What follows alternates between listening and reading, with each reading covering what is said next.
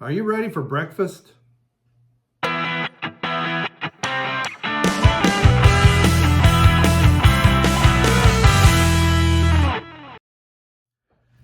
it's Bryon Muffin back with a beer review, and up today we have not an Ohio beer, despite the logo way down there on my shirt, but we have Founders Breakfast Stout. Now, the Kentucky Breakfast Stout was an old favorite of mine. I don't remember if I've ever reviewed the Breakfast Stout, and if I have, it's been years. And this is the one without the kid on it. I could have sworn that they had all that mess years ago. But I thought it was the regular breakfast stout that had the kid with the oatmeal. Maybe it's the oatmeal breakfast stout. Anyway, there's also the Canadian breakfast stout, which I don't think I've ever had. So this is double chocolate coffee oatmeal stout, roasted coffee, sweet and decadent. This is 3/28/23. Is that what that says? Are my eyes going? A year and a half? Wow. 60 IBUs, 8.3%. I mean, my eyes might be going, but, and I'm pretty sure even if I look it up, editor me won't remember to put a graphic in to what the correct was, but it looks like the 28th, looks like a 23 after that. 03/28/23. But still smells fantastic. Hints of coffee and chocolate on the nose. Now, for all those who might be wondering and ask, my brother would be one of them, this does not, party foul, party foul, party foul. Does not have, well, I say that, when the classics never go out of stock. Where? Wait a minute. Venture series, okay, it's Founders, I guess, where the classics never go out of style and new legends arise. So I don't know why it doesn't have the kid on the front. And I'm sure Ronald will tell me. But I don't believe it actually has coffee. Now, it has the oatmeal. And that's one of the things that I want to try when I finally get home brewing again. I actually went to True Value today, and they didn't have parts I needed. And I got to do some more research.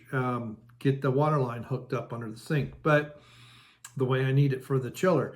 But I want to try taking, I did this years ago with regular caramel malt and malted barley, where I put it in the oven and roasted it, and got some interesting results. I want to do the same thing with oatmeal or flake barley. I don't know which. Part of the problem with oatmeal is there's a lot of dust, and that can be a pain. And normally I do on the nose and all this other stuff, but this was the last 4-pack that Black Bear had. And the last time I was in there, they were out of this. So, I don't know. Maybe they got some in from somewhere else, or maybe this is, I don't know. I don't know. But it is a 23. So, it's a little over a year old.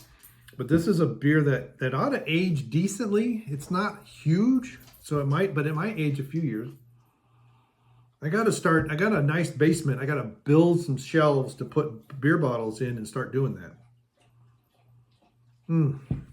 So, I don't know what's in my nose. Just let the dogs out. But on the nose, golly dang, I got something on this nostril.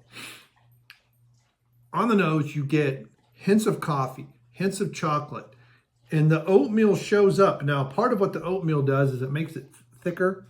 So, let's see if we can do the screenshot or thumbnail or whatever. But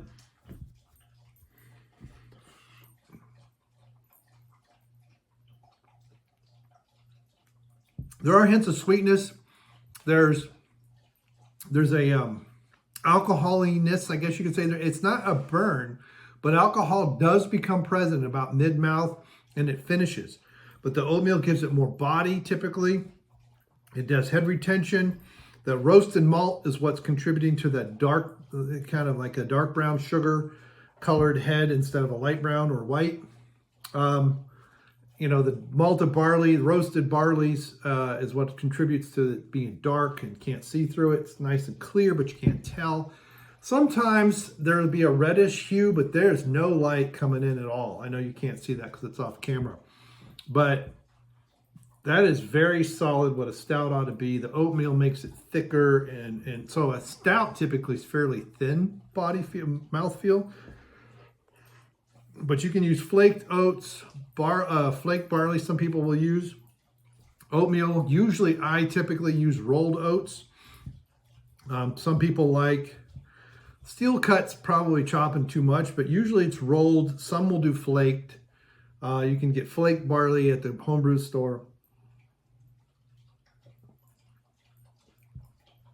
You want is some of the flavorings from it. You want some of those starches, but you don't want the goo. So you have to be careful that you don't cook the barley. And so, or the oatmeal. So it was not odd for me when I made stouts to leave the oatmeal out of the mash tun and steep it on like maybe a gallon of water, maybe 2, and then pour that through the mash tun as part of the gathering of the runnings, as if it's hot liquor tank. But some people do that. Some people use rice hulls and other things inside of that to keep it from packing. Basically, what happens, you get stuck mash or stuck sparge, really. And now mine recirculates. So quite often, what I do is I stop it and I stir it around during the mashing, and that helps with that. I put the water over there. I did some other things, let them out. They come in. No one drinks any water. And as soon as I start recording, now they're drinking water. You about finishing it, Dozer? Which means about 20 minutes. He's going to be saying, I need to go out again, which is fine because I got to go close up the chickens anyway. But this is fantastic. So I judge these. So the Kentucky Breakfast Stout is, my understanding, it's a similar but not the same recipe as the Breakfast Stout. Now you can tell this has a little bit of age on it. So there's a sharpness there that normally wouldn't be there. Some of those more subtle sweet flavors will drop out after a time. It just depends. I've had some stouts. One of my favorites that Stone hasn't made, and I don't even know how long, is their IRS. And I got that in Old Guardian every year for years. I'd get like 2 or 3 bottles.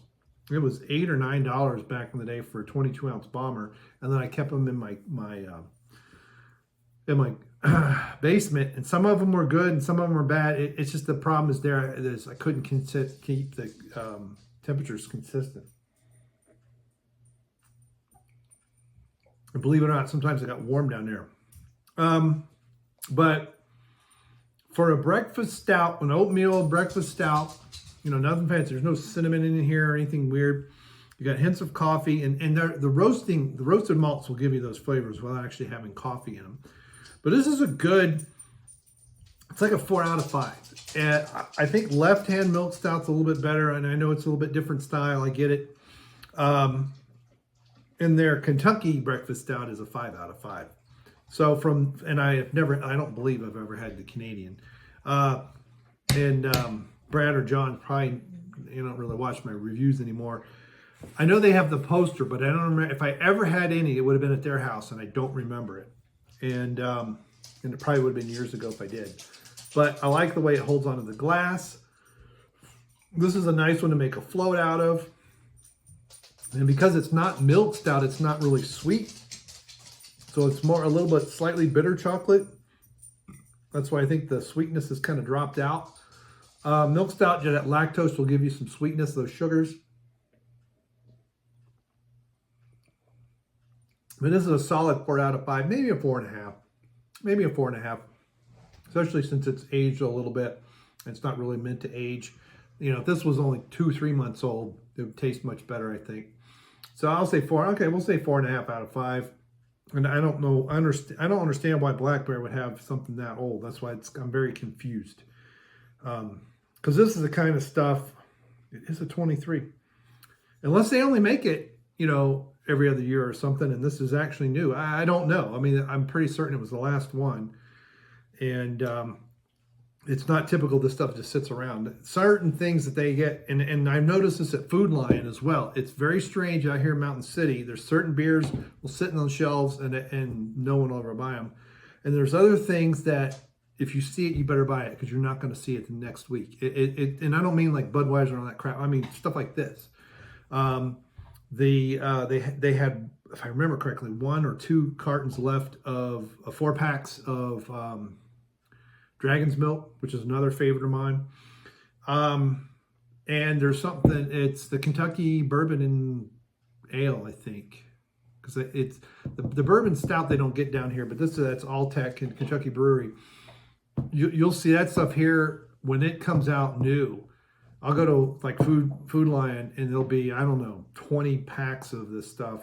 You go back the next week and it's gone. It's all gone. There was a guy, he gets it, I forget how many he bought. I was behind him in line.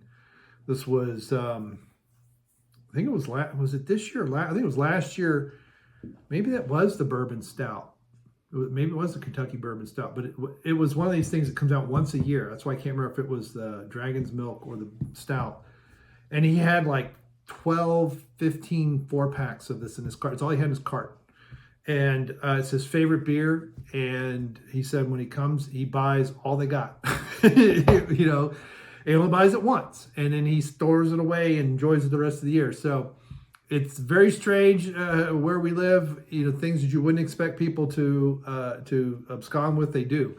And then other things you're like, why is that still on the shelf? But anyway, I am babbling, and the dogs, the chickens need to be locked up and enclosed. It is dark. I can see out that window. I don't know if I open this, you're just going to see reflections of the lights that are in front of me. And I forgot to turn those on. Nuts. No wonder. Anyway, 4.5 out of 5 is my final offer. Very good. I can't wait to pair this with several. I got several goofy things I'm going to pair it with. Stay tuned to this channel for what I pair it with. And what would you pair with? And I mean liquors. I don't mean like ice cream. Yes. This is one of those things that probably not just vanilla, but probably a cosmopolitan right across, or not cosmopolitan, not Napoleon either, Neapolitan. You know, take the chocolate and vanilla and strawberry and plop it in. I bet you it's very nice.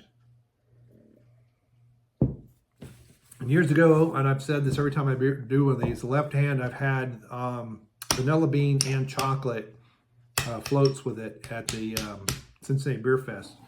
And that is a festival that I have not been to in years, and I have got to find a way to get back. It's just always at the wrong time in ski season for me, and it's no longer a local festival, so it's a thing that I gotta probably take 3 or 4 days to do, and not do photography. I mean, show up and distribute beer. I'm not gonna be show up as a participant. I want to show up as a volunteer.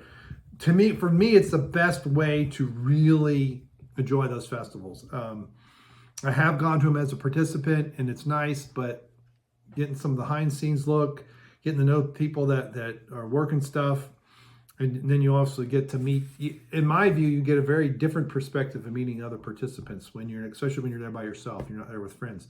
I had friends that used to go to these, none of them go to them anymore at all.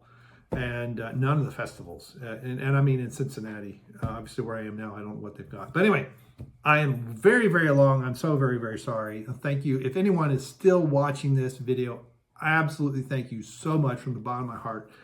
And thank you for clicking that like button and sharing on social medias. Go share us on Instagram, all that stuff. Thank you very much, and goodbye.